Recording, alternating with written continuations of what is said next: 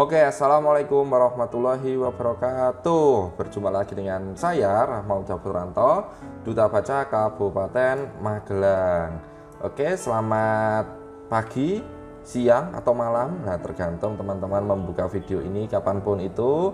Tapi saya berharap teman-teman tetap menjaga kesehatan agar imunitas kita terjaga.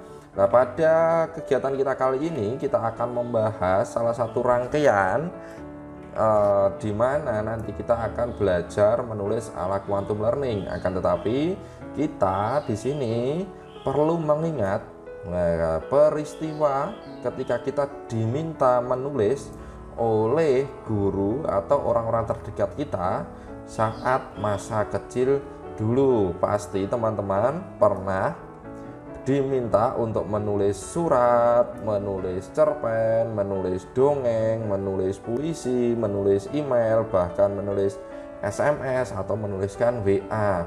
Nah, pada waktu itu pasti ada perbedaan ketika kita diminta untuk menulis saat ini. Nah, perbedaannya seperti apa? Kita akan coba untuk membahas bersama-sama pada pertemuan kita kali ini. Akan tetapi sebelumnya saya akan mencoba untuk melemparkan ingatan kita ke masa yang lalu, di mana kalau kita baca buku Quantum Learning, di sana akan ada 3 kejadian ajaib atau 3 kejadian besar seorang manusia ketika masa kecil dulu. Nah, kejadian besar itu yang pertama adalah belajar berjalan, kemudian yang kedua adalah belajar berbicara, dan yang ketiga adalah belajar membaca dan menulis, teman-teman. Nah, ketiga peristiwa itu merupakan peristiwa yang paling rumit dan paling sulit, terutama belajar berjalan. Oke, oleh karenanya saya akan mencoba bertanya kepada teman-teman, apakah masih ingat saat teman-teman belajar berjalan dulu? Ayo, ingat apa enggak? Kalau tidak ingat, apakah teman-teman pernah melihat seorang anak yang belajar berjalan? Nah, seorang anak yang belajar berjalan itu mengerahkan semua kemampuannya untuk bisa berdiri di atas kedua kakinya. Nah, anak itu menggerakkan kakinya ke depan, mencoba melangkah, akan tetapi dia tiba-tiba terjatuh. Nah, orang-orang di sekitarnya berkomentar banyak hal ketika dia terjatuh. Bahkan ada komentar yang niatnya baik, mensemangati, namun ternyata aslinya adalah negatif. Akan tetapi apa yang terjadi anak-anak? Apa yang terjadi teman-teman? Nah, ternyata anak itu tetap saja bisa berdiri kembali, melangkahkan kaki kembali, kemudian berjalan sedikit demi sedikit meskipun orang di sekitar berkata apa. Jadi teman-teman, saya menyebut kalian teman-teman saja, nah agar kita bisa lebih dekat, mohon maaf. Nah, teman-teman, anak-anak itu belajar berjalan terus-menerus tanpa pantang menyerah. Nah, di sini dia mencoba untuk melakukan sebuah kreativitas, mencoba untuk melakukan sebuah imajinasi, imitasi, atau meniru orang-orang dewasa yang ada di sekitarnya. Loh, orang-orang dewasa itu kok bisa berjalan ya? Kenapa saya hanya merangkak? Nah, mungkin itu yang ada dalam pikiran kita ketika kita belajar dulu.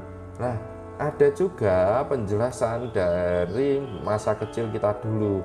Nah, penjelasan ini mungkin juga pernah teman-teman alami ketika masa kecil dulu.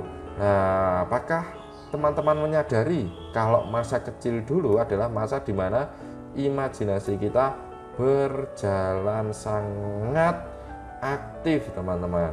Kemudian masa kecil itu menjadi suatu tahapan hidup ketika manusia sangatlah kreatif. Lah, bukti kreativitas anak manusia ketika kecil dulu apa?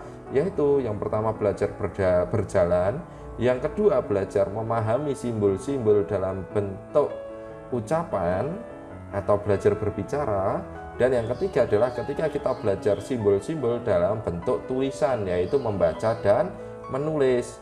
pada saat itu kita akan mengingat juga bahwa masa kecil adalah masa yang penuh kebebasan. Kita saat itu tidak terlalu berpikir tentang aturan atau norma. Jadi kita tidak berpikir ini sopan atau tidak, semuanya berjalan dengan penuh kepolosan seperti itu.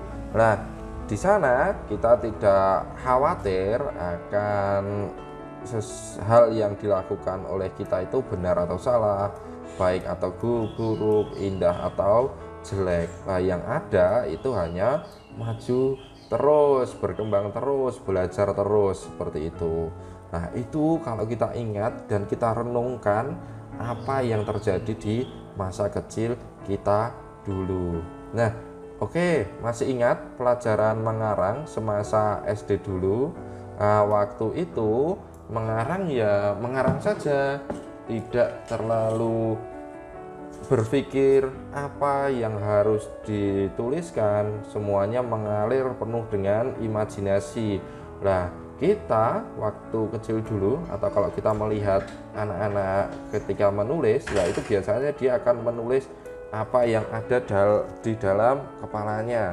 Dia tidak peduli tulisannya itu jelek, tidak bisa dibaca, ataupun dia tidak berpikir tentang tanda baca. Yang penting kalau nulis dan menulis seperti itu. Nah, coba teman-teman mengingat kembali peristiwa di masa kecil dulu seperti itu, teman-teman. Ya, kemudian seiring berjalannya waktu, ketika kita dewasa, kita beranjak dewasa, menulis atau mengarang itu menjadi sesuatu yang tidak mudah lagi. Nah, itu menjadi tidak mudah karena orang-orang di sekitar kita memberikan banyak aturan-aturan kepada kita dalam hal menulis. Bahwa orang-orang di sekitar kita itu biasanya menyarankan pada kita kalau menulis itu harus sesuai dengan ejaan yang disempurnakan, atau harus sesuai dengan poebi. Kemudian ada anggapan bahwa menulis itu alurnya harus runtut, seperti ini seperti itu. Alurnya kalau nulis persuasi itu seperti ini loh, terus eksplanasi itu seperti ini loh. Lah, itu menjadi aturan-aturan yang tertanam di benak kita. Nah, kemudian aturan-aturan yang tertanam di benak itu ternyata malah memberatkan pikiran kita. Sehingga apa? Sehingga kita melupakan kenikmatan ketika kita menulis. Nah, menulis menjadi sesuatu yang sulit dan rumit. Nah, padahal ketika kita menulis, kita membutuhkan kebebasan, membutuhkan kreativitas, dan membutuhkan imajinasi. Sehingga ketika kita menulis, kenapa kok rasanya sulit dan rumit? Nah, itu biasanya kita itu terpaku pada sebuah aturan-aturan yang tertanam di benak kita secara tidak sadar. Oke, sekali lagi saya ingin mengatakan bahwa menulis itu mudah. Nah, bagaimana kemudahan menulis? Coba kita ingat pengalaman menulis saat kita kecil dulu, kemudian bandingkan dengan pengalaman menulis kita saat ini. Oke, coba kita ingat-ingat dulu, coba kita bandingkan seperti apa masa kecil kita dulu, kemudian kita bandingkan dengan pengalaman kita saat ini. Sudah? Kalau sudah, coba apakah kesimpulan yang kita temukan sama? Nah, perbedaannya seperti ini, teman-teman. Perbedaan antara dulu dan sekarang. Nah, ketika saat masa kecil dulu, ketika kita membahas tentang alur cerita, maka atau alur tulisan, ya mohon maaf, ini maksudnya adalah alur tulisan. Saat masa kecil dulu itu pasti kita akan tidak terlalu memperhatikan alur itu. Yang ada hanya menulis saja, bebas. Nah, saat ini, perbedaannya saat ini, kita terpengaruh pada kriteria jenis tulisan. Jadi muncul istilah, waduh, sistematikanya piye ya, urutannya kepiye ya. Kemudian kalau saya mau nulis seperti ini, itu masuk jenis tulisan apa ya, seperti itu. Nah, itu kalau saat ini. Kemudian ketika masa kecil dulu, soal-soal tanda baca itu tidak terlalu dipikirkan, tidak terlalu pusing-pusing. Iki kalau nulis titik itu setelahnya spasi apa tidak ya, kalau koma itu setelahnya spasi apa tidak ya, itu tidak terlalu dipikirkan ketika masa kecil dulu. Tapi ketika kita sudah dewasa, sebelum nulis aja kita sudah mikir tanda baca. Wah, aku kepiye yo nek nulis ya, berarti aku kudu sinau puebi dulu, harus belajar ejaan dulu ya sebelum saya menulis lah. Jadi teman-teman kalau punya pikiran seperti itu, belajar ejaan dulu, belajar tata bahasa dulu. Nanti kalau sudah belajar 1 tahun ejaan, nanti teman-teman lupa tujuan utamanya. Yaitu tujuan utamanya apa? Tujuan utamanya menulis, malah jadi belajar hal-hal teknis seperti itulah. Kemudian kalau dari sisi teknik menulis saat masa kecil dulu, itu biasanya kita nulis itu ya nulis saja, tidak punya beban harus nilai bagus, harus hasilnya baik, harus indah dan lain sebagainya. Tapi kalau saat ini kita punya pikiran bahwa wah, kalau nulis itu harus bagus, kalau nulis buku itu harus bestseller gitu. Padahal kalau kita mau menulis ya tulis saja gitu.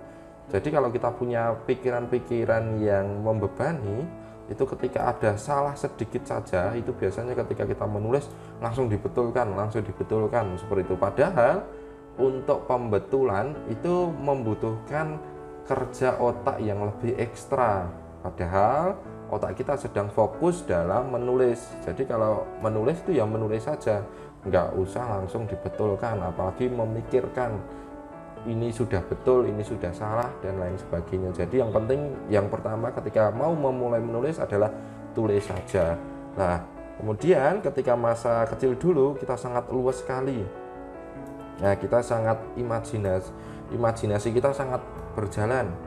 Kita menulis itu menulis dengan penuh kepolosan, tidak terbebani pada etika, pada sopan santun, pada keyakinan-keyakinan, pada persepsi-persepsi orang seperti itu. Nah, padahal persepsi-persepsi orang itu mengakibatkan kita saat ini itu kesannya memiliki pikiran yang kaku, karena menulis menjadi harus seperti ini, harus seperti itu. Nah, sehingga kalau kita renungkan kembali, ternyata di saat-saat kita menulis waktu masih kecil dulu, itu bagian otak yang dominan itu bagian otak sebelah kanan. Akan tetapi kalau saat ini atau ketika kita sudah dewasa, biasanya bagian otak yang mendominasi kita adalah otak bagian kiri. Padahal otak kanan dan otak kiri itu memiliki fungsi atau tugasnya masing-masing. Nah, memiliki tugasnya masing-masing. Nah, kalau di buku Quantum Learning itu dijelaskan di bab-bab awal mengenai bagaimana caranya kita memanfaatkan otak kanan dan otak kiri, sehingga ketika ada yang bertanya menulis yang baik dan mudah menurut buku Quantum Learning itu seperti apa? Ya, menulis yang baik dan mudah menurut buku Quantum Learning adalah menulis dengan memanfaatkan kedua belahan otak. Jadi menulis itu tidak hanya melibatkan otak bagian kiri saja, tapi juga tidak hanya melibatkan otak di bagian kanan saja. Jadi kedua belahan otak itu harus kita fungsikan bersama-sama dalam proses menulis itu. Nah, untuk lebih jelasnya kita akan coba untuk melihat tugas-tugas dari belahan otak kanan dan belahan otak kiri. Nah, kalau belahan otak kanan, di sini itu biasanya menjalankan tugas-tugas yang berkaitan dengan imajinasi, dengan mengartikan simbol, kemudian ketika kita berfantasi, kemudian ketika kita mencoba untuk mengambil sebuah resiko. Nah, itu yang bekerja, dan perasaan. Nah, yaitu semua yang bekerja adalah otak bagian kanan. Sedangkan kalau otak bagian kiri itu sifatnya sangat kaku. Kaku dalam arti adalah di sini otak bagian kiri, pada bagian kiri itu terpaku pada pola-pola tertentu, pada logika, pada strategi yang sudah sangat rigid atau sudah terpaku pada aturan-aturan atau hukum-hukum dan prinsip-prinsip. Nah, bagaimana cara memulai menulis? Wah, ini sebenarnya akan menjadi pembahasan kita pada pertemuan selanjutnya. Akan tetapi di sini saya akan memberikan salah satu clue di mana kalau kita menulis itu harus menggunakan kedua belahan otak.